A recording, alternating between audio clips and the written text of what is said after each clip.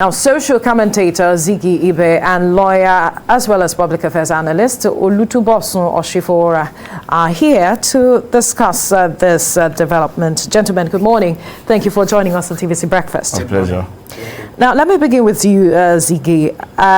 This is generating a lot of concern for a lot of Nigerians because we already have a situation at hand, talking about the insecurity, and they are wondering how this is going to complicate the already myriad of challenges we have security-wise. One thing is to give a job to someone who knows how to do it. This is informed by the incessant jailbreak we're having today. When certain things are not put in place, when those who are asked to do the work are not doing it, it's posing a lot of dangers to us. This is not good time for Nigerians to really experience, because those that have been let off or those that have broken out of these places would pose more danger. They constitute more security risk to the country. And the moment they are let free by breaking the jail, more problems will be faced by Nigerians. But you were saying something that I would like for you to expatiate on, talking about the leadership of the Nigeria Correctional Service. Yes. So I wonder how that is the challenge here. Let me say something that is very, very bothering to me. Aregbesola is minister for that ministry. Interior. And when he was given this portfolio, you remember his word? He said he never knew anything about it. Right. Meaning that he is going to learn through the ladders of this work. This might take him some time to know what to do there. Okay, because we have to sound very hard this time, because things are really not working out. Every year, such amount of money is budgeted for the welfare of the inmates. Absolutely. This money, does it get there to them? Does it get down to them? There are supposed to be trainings for the officials of these correctional centers. Then how conducive is the environment of the inmates? I learned that some of these people could acquire vocational skills. Are they given the right thing? Do you know that in a place where you are taken to, thank God it has been codenamed, or Nigeria Correctional Service from Nigeria Prison Service. Good, meaning that when you are taken there, your orientation is to be changed. Is to be changed. Right. You will be reorientated, meaning that you are coming from the world into a different world. When you come here, you will be faced with the right thinking. So what that means is that the environment you'll be brought into will be better than where you are coming from, because that's what changes your orientation. What changes human is your environment, your circumstances, and the conditions you find yourself. Right. So when all these things are not in place, what do you expect from? He will come back a worse person than he was taken. Okay, so are these places conducive? Are they giving the right meals? Do you know when they are ready to be corrected, when the doors of the prison is open to them, they will go back. They wouldn't even want to go. Yes, because what they were denied in the place they were coming from, they are actually getting here, and that is the major reason they are taking there, is to correct their mentality. They have change not been the orientation. able to address that. Yes, they've not been able to address that. That's why the leadership is the major issue. Yes, so they are not doing the right thing they're supposed to do. They're training. But that is why the leadership in person of Rauf Aregbesola now has someone in charge of the prison service to address those issues. Who should know? Certainly somebody must be in charge, but the question now, it is one thing for somebody to be in charge, another thing for the person to know what he is doing to carry out the duty for which he has been appointed unto. Yeah. So these are challenges. If the right thing is not being done, why do you think that place is porous? Yes, because the issue that is facing us right now means that the place is porous. The moment is attacked, the prisoners escape. Why do you think it's porous? Because the normal mountain or the normal gatekeepers are not there. Or that is done with the collusion of those who are working in there. Which is why there has been calls for investigations into this matter. But let's turn our attention to Olutobosun. Let's get a feel of what he makes of this recent development. I wonder if you are sitting on the same side of the wall with Ziggy, where he is talking about leadership being a major challenge before we look at the composition, talking about the structure of the prison service now. All right, Ziggy is even looking inside the prison. Okay. What has happened is even outside the prison. All right. All right. Now, a very quick one. There's a failure of leadership. Which he not mentioned. of the prison now, right, but collectively, like in the Nigerian space. And I'll tell you why. If you look at the report concerning this, the attack on this prison in Owerri, you find out that they said some of the guys came with rocket launchers. They came with sophisticated weapons. Now, these are not things that are handy. You don't put them in your pocket. In your purse. You don't put them in your pocket. You can't even hide them on that. These are war materials. All right. Now, people come, and there are streets leading to the prisons. Where is intelligence? Where is sharing of information amongst all our intelligence outfits? How well are they even collaborating, working together in the first place? That is another thing. Then you find out that. Earlier on, we were talking, before we came on, we were talking about urban planning and composition of prisons.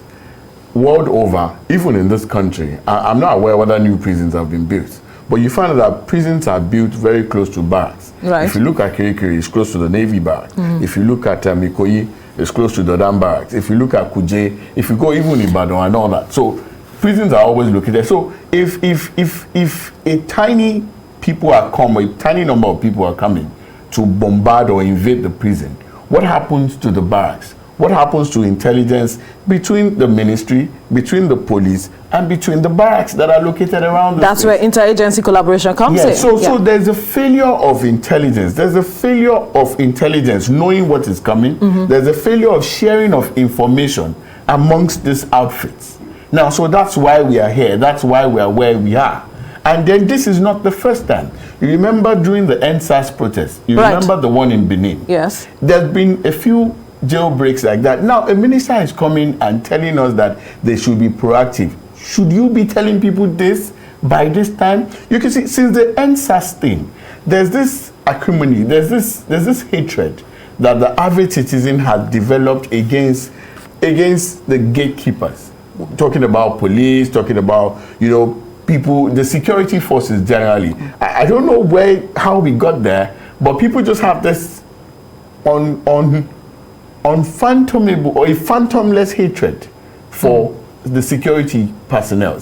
Now, so since you know this thing, you've seen frustrations in the land, you've seen even pastors coming and telling you should have a plan B, run away, do this. You've seen how insurgents have become sophisticated in their outlook and in the pursuit of their goals. Now, is it now that the minister will now come and say we should be proactive? This is a given. These are things that should be known. We should have, even before now. We should have done that. Then there should be exchange of intelligence. There should be exchange of reports. Is it that difficult to achieve? Because we keep talking about this interagency collaboration, having to exchange information. It is not difficult. Right. But you see, a few weeks ago or a few days ago, we saw where the Navy fired and killed dozens of soldiers.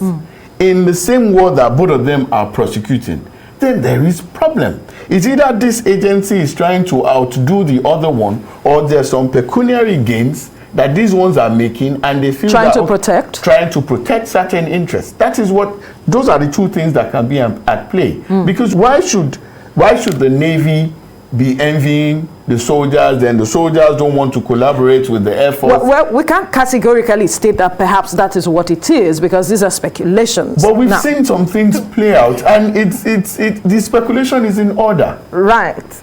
I wonder what you also make of this issue of intelligence. There's no speculative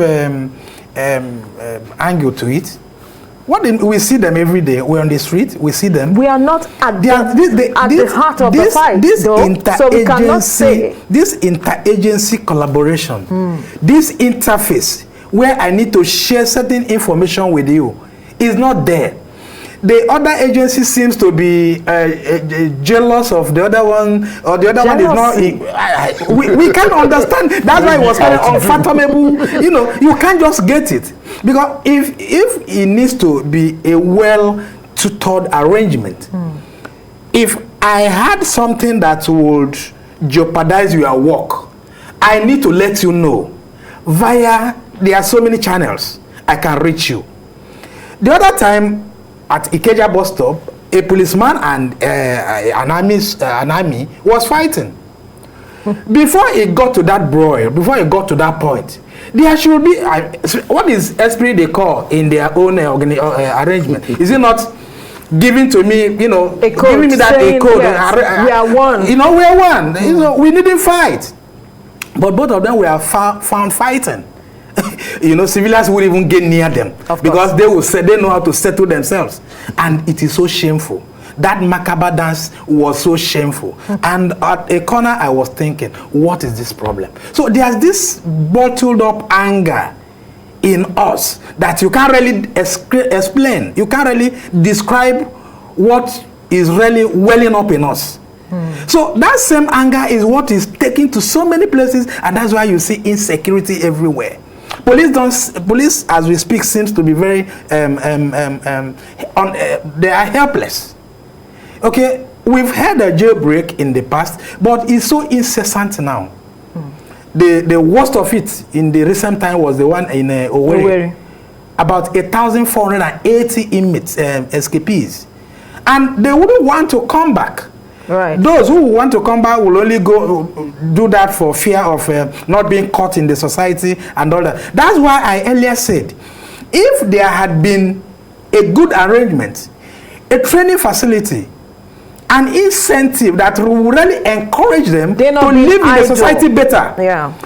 And don't forget, when they get there and they are so idle, you know what that means. So an idle mind is certainly will be overtaken by evil's thought. Okay, and the next thought at that point, when their minds are idle, is to think about how to break the wall that is so thick, how to escape from the little tiny holes and all that.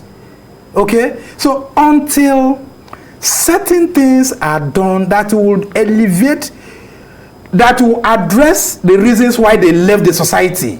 Because why they left the society was that they committed a crime. Absolutely. Okay? And coming here means they need to be reorientated. Their mindset needs to be changed. So changing that mindset needs a lot of work. And I'm sure that's why the budget is made for it. So if the budget for that purpose is used, yeah, okay, is used for that purpose. Because we had a police Oga the other time who said that the budget gets to his hand, but before it gets to where it goes, it has been edited. They will edit, use pen, add zero, remove zero, and all that. That might be the same thing we get with all this. When the right thing is done, we might not have. There are some countries in the world that don't even have a jail facility. Okay, they don't have. Yes, yes. They have many of them. I think Austria also. Austria don't have also. Okay, these are people. Not that they don't commit offense or they don't do illegal things there, but it's at a minimal point, a minimal level. It could be done here. Most of these things are things that were brought upon us by corruptive elements. It is corruption that absolutely brought all this. Where money is budgeted for a particular project, it wouldn't be executed. Do you know so many of these facilities are moribund? They are not even habitable for a goat. Some of these facilities are so decayed that they are not fit for human existence. So when they come there, they would want to go back the way they came. Until these places are revamped, until these places are put to human condition, until they are made to actually change the thinking of these people, I'm afraid. The situation might continue. Oh, sure. Wow. Also, there are calls that the federal and state governors should collaborate to begin to address these issues. And I wonder what state governors can do at this point beyond what we have mentioned earlier. You see, it still boils down to sincerity of purpose. We're good at changing names. We love cosmetics than actually facing what is wrong. The root cause. You remember, this is the only country where we launched the name Air Nigeria and there was no plane to fly. Right. The same Air Nigeria. We changed to correctional facility when the facility cannot correct anything. Yep. Now, so we're good at facade. We're good at cosmetic engagements and embellishing things, but we leave the main thing. Then talking about exchange of information. We saw southern governors come together yesterday. I think they need to do more of that because the insecurity, we have a war on our hands. You have almost some guerrilla, warfare on our hand as it is. The entire Northeast is gone. You saw people, pulling flags, trying to start their own fiefdom and kingdoms in a republic. All right? And nothing seems to be happening. Then you have governors coming out, these ones are supporting bandits, telling you bandits can carry arms. You have cacophony of voices on this thing. So everybody needs to come together and find a way around this thing. Because if we are still at the level that I disagree with your approach, you disagree with my approach, the Navy is not collaborating with the Air Force and all that, at the end of the day, we have failed to see that we have a common enemy in this thing. And if we don't approach it holistically, we might have more than we have bargained for. Now, so coming down to prison invasions, there will still be more. So what is the ministry doing? What are the security agencies doing?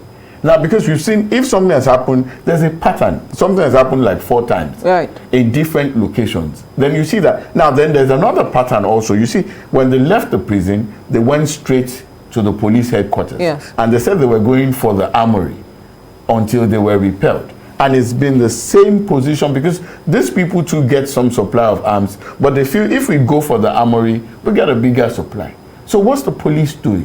What's the army doing? What are the It boils down to intelligence. Purely. Because they need to come together. They need to work together. That synergy is not there. And you see, there's something about this administration. With all due respect, they've done some things right, but there are a few things that they got wrong. And like Ziggy said, interagency collaboration. It is in this country where you saw a minister of finance come out and say, we are not printing money. The governor of central bank says, we can print money. Then another governor comes out and says, they've been printing money. Where is coordination? All of you are in the same party. All of you are working for the same purpose. And you're coming out, and it's a show of shame. It has never been, they will come out and say, stop comparing us with America, stop comparing us with the UK. They've been there, their democracy is over 300 years. We're not comparing with America. Let's compare with where we were coming from. Once upon a time, it was not like this. Right. This is a sane country. So all of this discordant tunes is fueling what we are seeing. Absolutely. Right. Because everybody is now just acting their own script. And at the end of the day, it is not for the good of the average person. It's causing the issues, the restiveness we're seeing across the board. Because if there's no collaboration between, security is not a one-man thing. It's not, you can't leave it to the police. Okay, look at when the NSAS thing happened, they had to call in the army. Now, but you saw even the Lagos State governor said he was calling presidency and they didn't come to his aid on time and all that. And the whole thing was almost going to go out of hand. If not for the fact that, Ziggy and I were talking earlier on and we said that Lagos is almost on autopilot. Even if you don't have a governor, things will still run fine. But it's not like that for other states. Right. Now, there's been cry that there's an influx of people from a particular locality into the state. What has been done to checkmate this thing? People are coming in, everybody feels Lagos is El Dorado. But by the time you come in, no, you don't see that thing. The Lagos State government is looking at doing some things, banning here and there, banning some things that I don't want to mention or we don't want to talk about. What I'm saying is that with this kind of news, right, there should be something. People have to come together. It's not just the government speaking with one voice. Everybody, the federal government has to look at it. Why are people living in a particular place to another? There will be population explosion. The facilities there will not be enough. So is the federal government doing something to help Lagos out on this? Are you giving Lagos a federal this is where states governors coming to look inwards and address these issues. Absolutely. Why perhaps the government is saying there has to be some collaboration between the federal government and state governments to addressing these issues. Should we be looking at perhaps building more prisons and the structures now? The need for building more prisons hadn't come. Quickly, the prisons we have already are all obsolete. Right, okay. They are old. Begin to revamp them. Begin to renew and refurbish them. Okay. It will serve the same purpose better. And if all of them were well equipped with the technology needed to really correct the people that are coming to occupy there, because it's meant for some people. Okay? So now it is meant for some people. It should be put in a place or the same position that will serve the purpose for which that place is meant for. Right. You don't bring in someone there and eventually the person goes home worse than he were. He was, you know. So it's bad. Whichever one is understood. Let's leave the conversation here. Social commentator Ziggy Ibe and lawyer public affairs analyst Olutubosun Oshifor. All right, gentlemen, thank you for this conversation. Thank you for having us. All right.